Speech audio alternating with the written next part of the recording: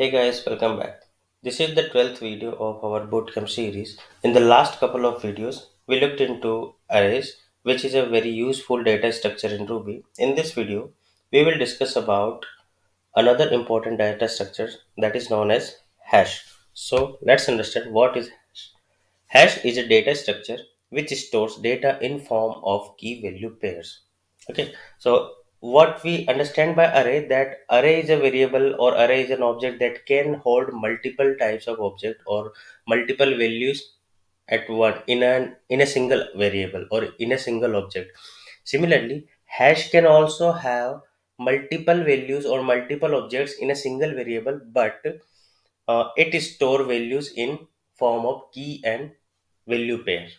Okay, just like array, what how we access elements in array, that we access array elements into array by its index, and in hash we access elements into form of its values. Okay, but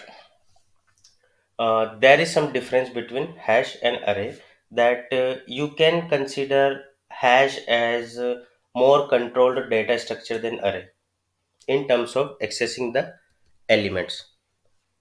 Okay, why? Because in array, an index must be a number, sorry, an integer. Okay, must be an integer. But in a hash, a key can be anything. Okay, it does not need to be a number or an integer. It can be a number, its string, symbol, or other Ruby object. But usually, it's preferable to use either string or symbol as hash key, and I always prefer to use symbol as hash keys. But symbol, because symbols are better than string in terms of memory usage, we will look into at this point in some other video. Now let's take an example that why hash is better than array. For example, you have to store a person's information into an array, like it's his first name, last name, email, contact, and address. Then look at the screen that how you will do this with array. You will do this with array like create a personal person info variable and array object, and then assign values like Ravi Singh and some email, some contact number, and some address. Okay, now how you will access these values?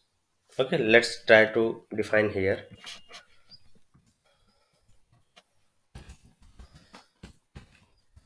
Person info. Let's save the file first. Sorry.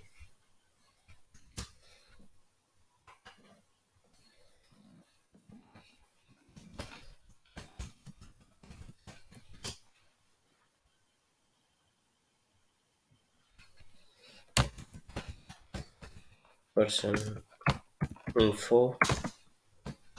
Here is my array.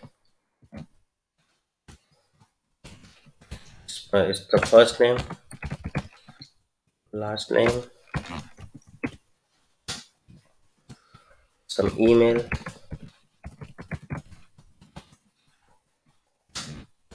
contact number, and an address. Okay. Now let's save this array on IR. Okay, so now you can see that person info is an array. Okay. Now you if you want to uh, if you want to access any of these elements, how you can do this? You need to access those elements via the index of the array. For example, let's say we want to access the first name of the user, so what we of that person, then what we need to do is, like person info and then 0. Okay, now here we can see the array, so that's why I just add person 0 and it just returned me the Ravi. But how it is possible always for you to remember at which index which item is there? Okay, but you accessing such elements or such information by some readable or human readable keys or human readable indexes is very beneficial and very useful and very optimal as well. So now using hash. How you can do this? Like this is the syntax of hash: person info, and then create first name. This can be considered as key, not considered. This is a key, and this is the value. So this is the key value pair.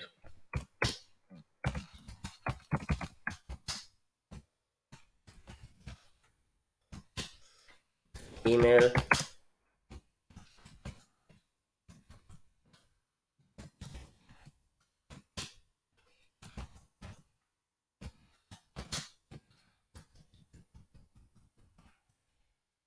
and now address.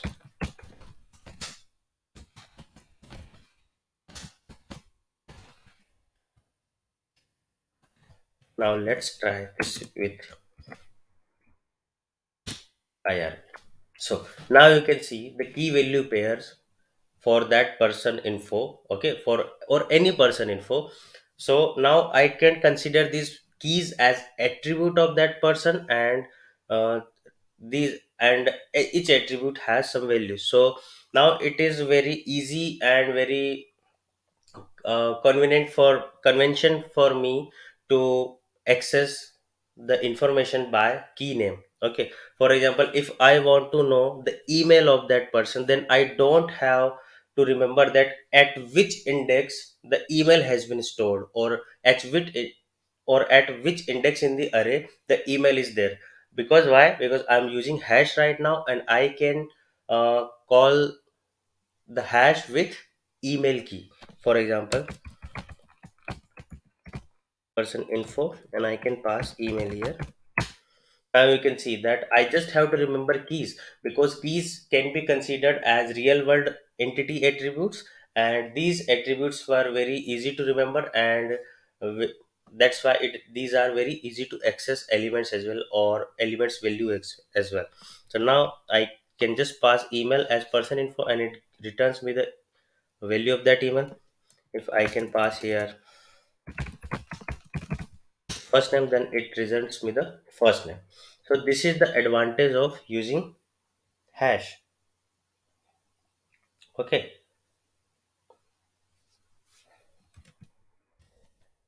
so we have understand that why hash can be considered as better and controlled data structure than array. Okay, so if you can see both implementation for storing a person info and accessing them, then hash implementation seems more better. Okay, because here you can name the hash keys as real world attributes of a person, and you can simply access the value of any attribute by its real world key name. Okay, so here we have seen the difference of between array and hash. Now let's try to understand hash in detail. First of all, let's start with the how we can create hashes. So we can create hashes like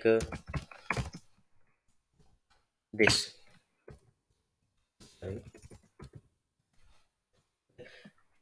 Hash can be created as empty curly bracket, and you can assign that in empty curly bracket to any variable. Then this variable becomes the object of hash class. Okay, or you can also call hash equal to hash dot new. Now this hash is an instance of hash class. You can also use it like hash. Okay, this is also create an empty hash.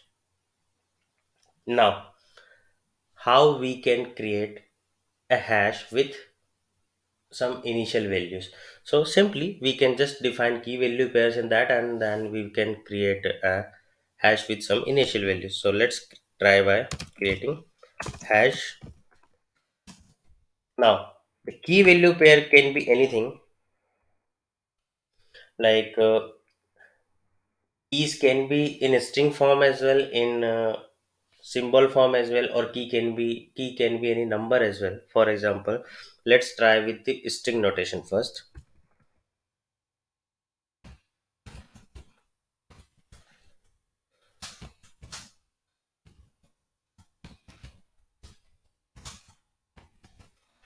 Okay, now you can see that this key is in string format and it has some value. So this is the syntax of creating string keys. Okay, now you can see that hash has one key, that is key 1, and key 1 is the value. So let's access this value.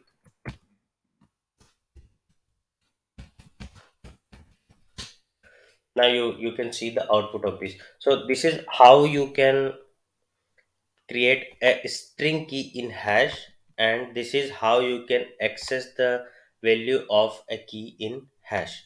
Now if you want to create symbol keys, then you have two different ways to do that. For example, you can do it like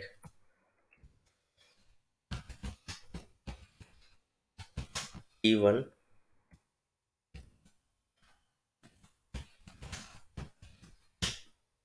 Okay, now you can see that it has created a symbol. Okay, but you need to be careful that now you cannot access this key 1 like this. Why? Because you have defined that key in symbol format, but you are trying to access that key using string notation or string format, so that is not correct. But if you do like this, then now you can access the value. Okay, so here you have seen a way of creating hash keys with as symbols. Now there is another format that there is another way of using this symbol keys. You can do it like this.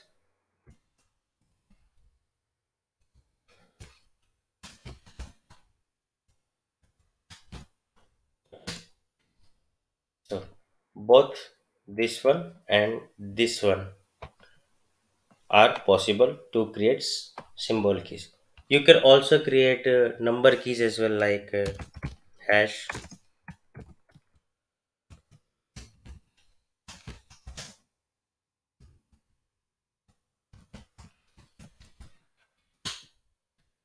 Okay, now you can access this like. Okay, so this is how you can create hash and uh, hash with some initial values. Now how we can insert values in an empty hash. Okay, so let's create an hash first. Let's create using curly bracket. So now an empty hash has been created. Now for assigning a value to a hash, you do not have to call methods like push push and shift, push and unshift, and no less than operator here. So how you can insert element into hash, that just call hash name and provide its key, whatever the value you want to store or whatever key you want to insert in the hash, that using in the square bracket, and just name the your key that let's say name. Okay, if you will access this now, you will get nil. Why? Because no keys with this name key, with this name in the hash so far. So you have to assign a value to this, let's say. Okay, now if you want to, if you check the hash, you will see a key there, that is name Ravi Singh. Okay, so what we can understand from here is that you can access a key in the hash with this format. If the key exists, you will get the value of that. If the key does not exist, you will get the nil object. And if you use this syntax like this, or you are or you can say that you are trying to assign some values to that, then if the key already exists, then it will update the existing value of that key in the hash. Or if that key does not exist so far, then it will create a key with that particular name that you provide to the hash. Okay, for example, if I change the value of it now, like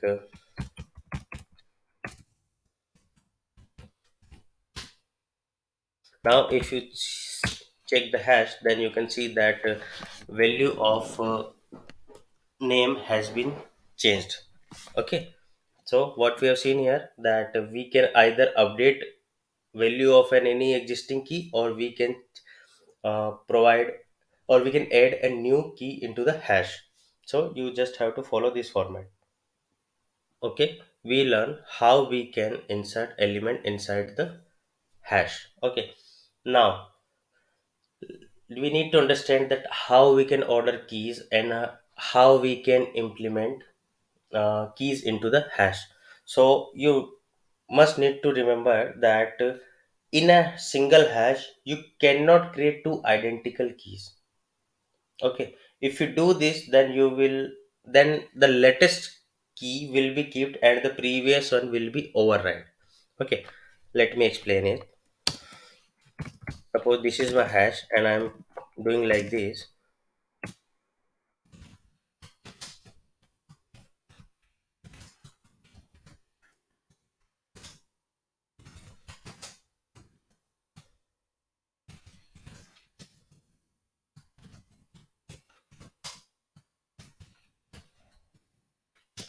Here you can see that what I'm trying to do here is that I'm trying to create a hash with two identical keys. Both keys are name, and but with different value.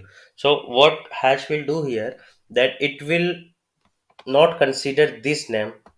Okay, it will consider this name key with this value. Okay, why? Because in hash you cannot provide two identical keys. Okay, if you do that, then the previous one will be override, and the latest or the key name which you provided in the last will be considered. Okay, or will be kept in the hash.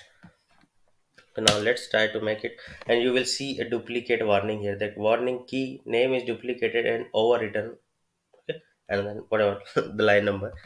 So now if you see your hash, then you can see the name has Kashyap Ravi. Okay, and if you want to do it like hash, let's say email,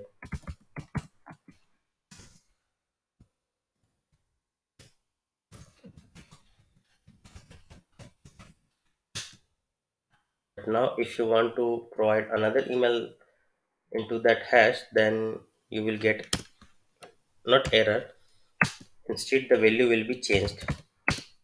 Now you can see that name and email with updated value, ravi@gmail.com to ravi@gmail.com. Okay, so this is how hash keys work.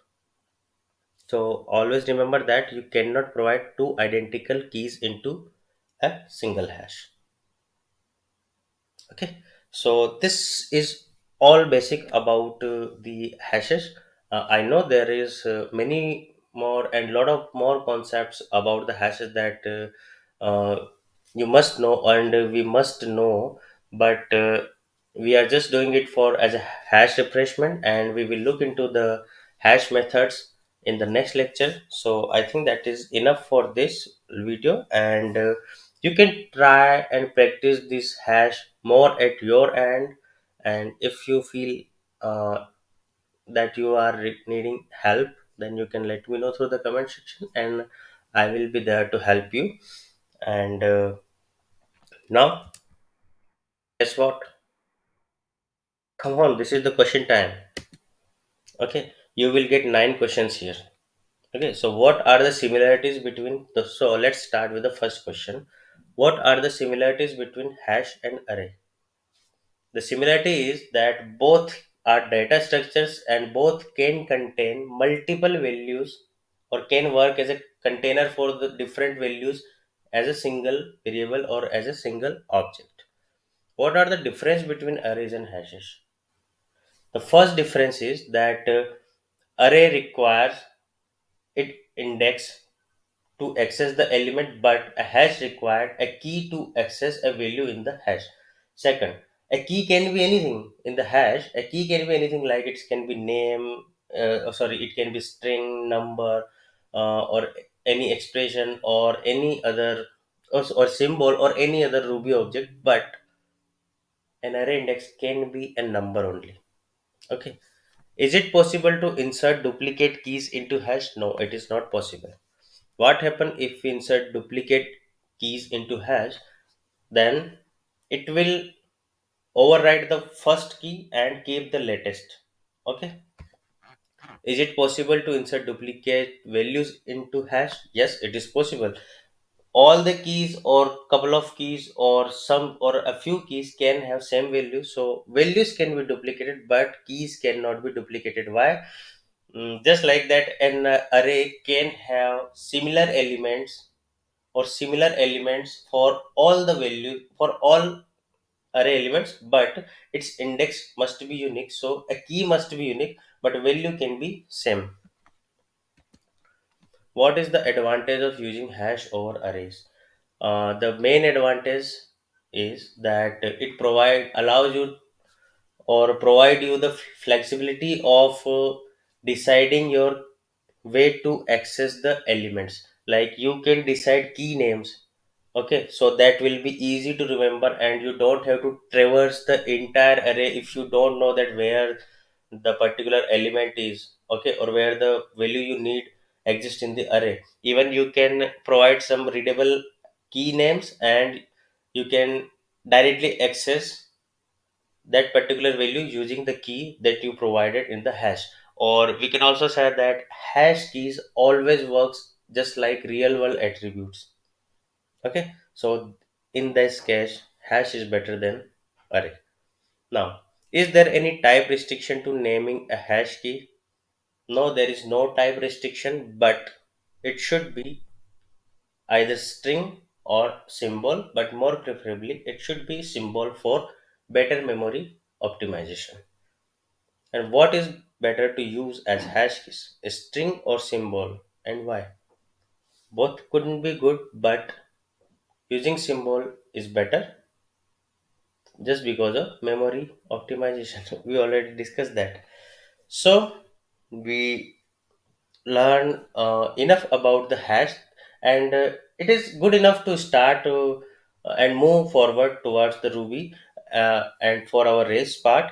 And we will more practice it more in coming upcoming videos, and with rails in greater way we will practice the hashes. So thanks for watching this video. Let's meet in the next lecture with hash method. Till then, tata. Sorry. Till then, tata. Goodbye. Take care and stay safe.